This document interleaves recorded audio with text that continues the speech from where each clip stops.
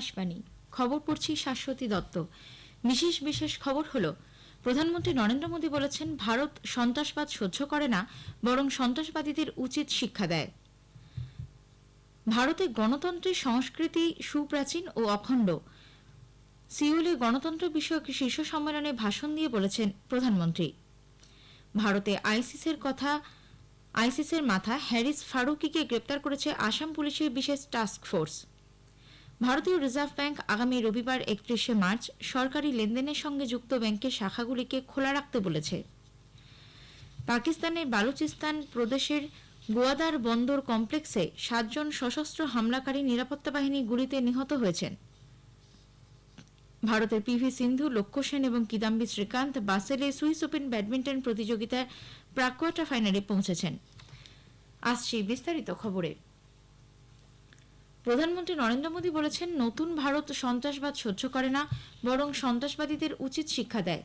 নতুন দিল্লিতে গতকাল ভারত রাইজিং সামিটে তিনি বলেন, একসময় যারা ভারতকে সন্ত্রস্ত করে রাখত, এখন তাদের খুঁজে পাওয়া যায় না। সমগ্র বিশ্ব মনে করে ২১ শতক হল ভারতের শতক। আসাম পুলিশের বিশেষ টাস্ক ফোর্স ভারতে আইসিসির মাথা হ্যারিস ফারুকিকে গ্রেপ্তার করেছে। ধুবড়িতে গতকাল তার সঙ্গে আরও এক আইসিস সদস্যকে পাকড়াও করে এসটিএফ। আসাম পুলিশের মুখ্য জনসংযোগ আধিকারিক জানিয়েছেন, বিভিন্ন কেন্দ্রীয় সংস্থার কাছ থেকে পাওয়া তথ্যের ভিত্তিতে আন্তর্জাতিক সীমান্ত পেরিয়ে এদেশে ঢুকে পড়া এই দুজনকে এসটিএফ গ্রেপ্তার করে। জিজ্ঞাসাবাদের জন্য তাদের গুয়াহাটিতে নিয়ে যাওয়া হয়েছে। এরপর ধৃতদের তুলে দেওয়া হবে এনআইএর হাতে। নিষিদ্ধ খালিস্তান লিবারেশন ফোর্সের জঙ্গিদের হাতে শৌর্য চক্র পুরস্কারপ্রাপ্ত কমরেড বলবিন্দর সিং সান্ধুর হত্যাকাণ্ডের ঘটনায় ২ অভিযুক্তের স্থাবর সম্পত্তি বাজেয়াপ্ত করেছে জাতীয় তদন্তকারী সংস্থা এনআইএ। গুরুদাসপুর জেলার গুরবিন্দর সিং ওরফে বাবা এবং তরণ জেলার হরবিন্দর সিং ওরফে পিন্ডার ওরফে ধিলানের নামে রয়েছে এই সম্পত্তিগুলি। এনআইএর তদন্তে উঠে এসেছে, কমরেড বলবিন্দর সিং সান্ধুর বাড়িতে নজরদারি চালাতে অভিযুক্ত ইন্দ্রজিৎ সিংকে সাহায্য করেছিলেন হরবিন্দর সিং। পাকিস্তানের বালুচিস্তান প্রদেশের গোয়াদার বন্দর কমপ্লেক্সে ৭ জন সশস্ত্র হামলাকারী নিরাপত্তা বাহিনী গুলিতে নিহত হয়েছে। সরকারি সূত্রে জানা গেছে, এলোপাথারি গুলি ছুটতে ছুটতে হামলাকারীরা গতকাল জোর করে বন্দরে ঢুকে পড়ে। একাধিক বিস্ফোরণের আওয়াজও শোনা যায়।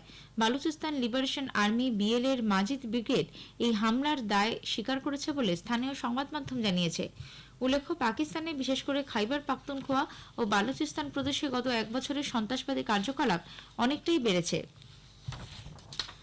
প্রধানমন্ত্রী নরেন্দ্র মোদী বলেছেন, ভারতে গণতন্ত্রের সংস্কৃতি প্রাচীন ও অখণ্ড। গত সন্ধ্যায় সিওলে দক্ষিণ কোরিয়া আয়োজিত গণতন্ত্র বিষয়ক শীর্ষ সম্মেলনে ভার্চুয়ালি ভাষণ দিয়ে তিনি বলেন, ঐক্যমত্য গড়ে তোলা, খোলামেলা এবং মুক্ত আলোচনা ভারতের ইতিহাসে বারবার প্রতিধ্বনিত হয়েছে। আর কয়েক সপ্তাহ পরেই বিশ্ব ভারতের বৃহত্তম গণতন্ত্রের উৎসব প্রত্যক্ষ করবে।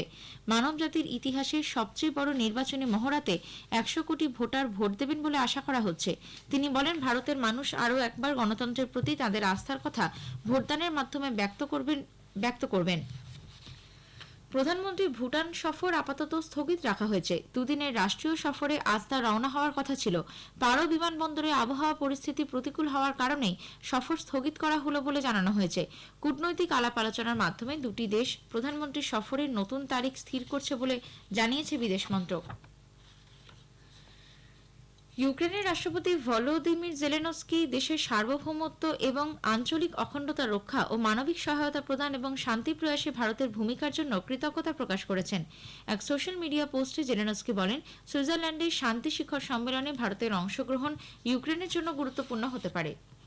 এর আগে প্রধানমন্ত্রী নরেন্দ্র মোদী ইউক্রেনের রাষ্ট্রপতির সঙ্গে ভারত ইউক্রেন অংশীদারিত্ব জোরদার করার বিষয়ে আলোচনা করেন।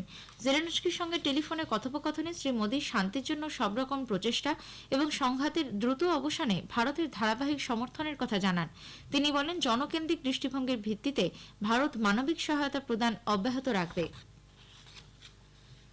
প্রথম দফার লোকসভা নির্বাচনের জন্য বিজ্ঞপ্তি জারির মধ্যে দিয়ে গতকাল শুরু হয়েছে মনোনয়নপত্র দাখিলের কাজ। চলবে এই মাসের ২৭ তারিখ পর্যন্ত। এই পর্বে পশ্চিমবঙ্গের কোচবিহার, আলিপুরদুয়ার ও জলপাইগুড়ি এই ৩টি সহ ১০২টি আসনে ভোট নেওয়া হবে ১৯শে এপ্রিল। এদিকে ভোটের নির্ঘণ্ট ঘোষণার পর থেকে নির্বাচন কমিশনের কাছে প্রচুর অভিযোগ জমা পড়ছে বলে পশ্চিমবঙ্গের অতিরিক্ত মুখ্য নির্বাচনী আধিকারিক অরিন্দম নিয়োগী জানিয়েছেন। নির্বাচন কমিশন রেল স্টেশন ও বিমানবন্দরের মতো সরকারি সম্পত্তি থেকে সমস্ত রাজনৈতিক পোস্টার সরিয়ে ফেলতে কেন্দ্রীয় ও রাজ্য সরকার এবং কেন্দ্রশাসিত অঞ্চলগুলির প্রশাসনকে নির্দেশ দিয়েছে। এক চিঠিতে কমিশন বলেছে, দেশের বহু জায়গায় এখনও অনুমোদনহীন রাজনৈতিক বিজ্ঞাপন দেখা যাচ্ছে বলে তাদের কাছে বিভিন্ন মহল থেকে অভিযোগ আসছে। নির্দেশ অমান্য করাকে কমিশন গুরুতর বিষয় হিসেবে দেখছে বলেও উল্লেখ করা হয়েছে চিঠিতে। সমস্ত সরকারি সম্পত্তি থেকে অনুমোদনহীন রাজনৈতিক পোস্টার হটানোর নির্দেশ কার্যকর করার রিপোর্ট আজ বিকেল 5টার মধ্যে কমিশনের কাছে দাখিল করতে হবে। তামিলনাড়ুর রাজ্যপালের পদে ইস্তফা দেওয়ার পর তামিলিসাই সৌন্দরারাজন গতকাল পুনরায় বিজেপিতে যোগ দেন। লোকসভা নির্বাচনে তিনি প্রার্থী হবেন বলে মনে করা হচ্ছে। চেন্নাইতে গতকাল সাংবাদিকদের মুখোমুখি হয়ে দলের রাজ্য বিজেপি সভাপতি কে আন্নামালাই বলেন, সৌন্দরারাজনের যোগদান বিজেপিকে রাজ্যে আরও শক্তিশালী করে তুলবে। স্নাতকোত্তর ডাক্তারি পাঠ্যক্রমের পরীক্ষা নিট পিজির দিন পরিবর্তন করা হয়েছে। 7 জুলাইয়ের বদলে এই পরীক্ষা নেওয়া হবে 23 জুন। ন্যাশনাল মেডিকেল কমিশনের বিজ্ঞপ্তিতে জানানো হয়েছে, এই পরীক্ষার যোগ্য প্রার্থী হওয়ার জন্য ইন্টার্নশিপ শেষ করার তারিখ 15 আগস্ট অপরিবর্তিত থাকছে। পরীক্ষার ফল ঘোষণা করা হবে 15 জুলাই। 16 সেপ্টেম্বর শুরু হবে নিট পিজির পাঠ্যক্রম।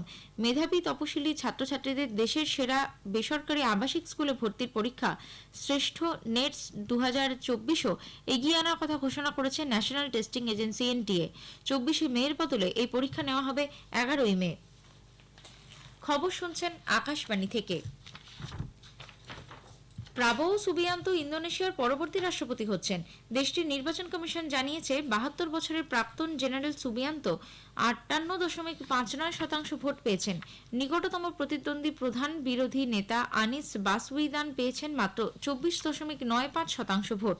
কমিশন বিদায়ী রাষ্ট্রপতি জোকো উইদোদোর ছেলে জিব্রান রাকাবুমিং রাকাকে উপরাষ্ট্রপতি পদে জয়ী ঘোষণা করেছে। আগামী 20 অক্টোবর তারা দায়িত্বভার গ্রহণ করবেন। সৌদি আরবের আভায় আজ 2026-এর বিশ্বকাপ ফুটবলের যোগ্যতা অর্জন পর্বের ম্যাচে ভারত আফগানিস্তানের বিরুদ্ধে খেলবে। খেলা শুরু হবে ভারতীয় সময় রাত 12:30টায়। দুই দেশের মধ্যে ফিরতি ম্যাচটি হবে গুয়াহাটিতে 26 মার্চ। ফিফার ক্রমতালিকায় ভারত 117 এবং আফগানিস্তান 158 নম্বর স্থানে রয়েছে। গ্রুপ এতে ভারতের 2 ম্যাচে পয়েন্ট 3। কাতারে গিয়ে ভারত 1-0 গোলে জিতেছিল, তবে ঘরের মাঠে কাতারের কাছে 0-3 গোলে পরাজিত হয়েছিল তারা। মিয়ামি ওপেন টেনিসে ভারতের রোহন বোপান্না অস্ট্রেলীয় জুটি ম্যাথু এবডেনকে সঙ্গে নিয়ে তার অভিযান শুরু করছেন। তারকা এই জুটি ইতালির আন্দ্রিয়া ভাভাসেরি এবং সিমোনে বোলেল্লির মুখোমুখি হবেন। বর্তমানে ভারত ও অস্ট্রেলিয়ার এই জুটি এটিপি পুরুষদের ডাবলস র্যাঙ্কিংয়ের শীর্ষস্থানে রয়েছে। ভারতের ইউকি ভামরি আগামীকাল তার জুটি মাইকেল ভেনাসকে নিয়ে ডাবলস অভিযান শুরু করবেন। সুইস ওপেন ব্যাডমিন্টন প্রতিযোগিতায় মহিলাদের সিঙ্গলসে পিভি সিন্ধু প্রাক কোয়ার্টার ফাইনালে পৌঁছেছেন। সুইজারল্যান্ডের বাসেলে থাই প্রতিদ্বন্দ্বীকে 21-12, 21-13 হারিয়ে দেন তিনি। এদিকে পুরুষদের সিঙ্গলসে ভারতের লক্ষ্য সেন ও কিদাম্বি শ্রীকান্ত শেষ 16-এ পৌঁছেছেন। মালয়েশিয়ার JH লংকে 21-19, 15-21, 21-11 গেমে পরাজিত করেন লক্ষ্য। অন্যদিকে কিদাম্বি তাইওয়ানের TW ওয়াংকে 21-17, 21-18 পরাজিত করেন। ভারতের কিরণ জর্জ ও প্রিয়াংশু রাজাওয়াতো পুরুষদের সিঙ্গলসের প্রাক কোয়ার্টার ফাইনাল পর্বে পৌঁছেছেন। জাপানের তাকুমা ওবায়াসিকে 21-18, 21-19 স্ট্রেট গেমে হারিয়ে দেন কিরণ। অপর ম্যাচে প্রিয়াংশু হংকংয়ের লি চেউক ইউকে 21-12, 21-15 পরাজিত করেন। এর আগে সতীশ কুমার করুণাকরণ ও আদ্যা ভারিয়াত মালয়েশিয়ার রয় কিং ইয়াপ ও ভ্যালেরি সিয়াওকে 21-18, 11-21, 21-19 গেমে হারিয়ে মিক্সড ডাবলসের প্রাক কোয়ার্টার ফাইনালে পৌঁছেছেন। সপ্তদশ ইন্ডিয়ান প্রিমিয়ার লিগ IPL এর উদ্বোধনী ম্যাচে আগামীকাল গতবারের চ্যাম্পিয়ন চেন্নাই সুপার কিংস খেলবে রয়্যাল চ্যালেঞ্জার্স ব্যাঙ্গালোরের বিরুদ্ধে। চেন্নাইয়ের এমএ চিদম্বরম স্টেডিয়ামে খেলা শুরু হবে রাত 8টায়। তার আগে এক বর্ণাঢ্য উদ্বোধনী অনুষ্ঠানের মধ্যে দিয়ে এবারের IPL এর সূচনা হবে। অনুষ্ঠানে সঙ্গীত পরিচালক AR রহমান, সঙ্গীত শিল্পী সোনু নিগম, চলচ্চিত্র অভিনেতা অক্ষয় কুমার ও টাইগার শ্রফ উপস্থিত থাকবেন। 1 ঘণ্টার এই অনুষ্ঠানে দর্শকদের মনোরঞ্জন করবেন শিল্পীরা। শেষ করার আগে খবরের বিশেষ কিছু অংশ আরও একবার।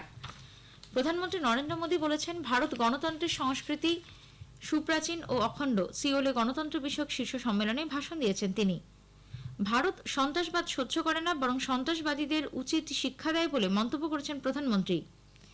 আইসিসির মাথা হ্যারিস ফারুকিকে গ্রেপ্তার করেছে আসাম পুলিশের বিশেষ টাস্ক ফোর্স। ভারতের পিভি সিন্ধু, লক্ষ্য সেন এবং কিদাম্বি শ্রীকান্ত বাসেলে সুইস ওপেন ব্যাডমিন্টন প্রতিযোগিতায় প্রাক কোয়ার্টার ফাইনালে পৌঁছেছেন। খবর শেষ হলো।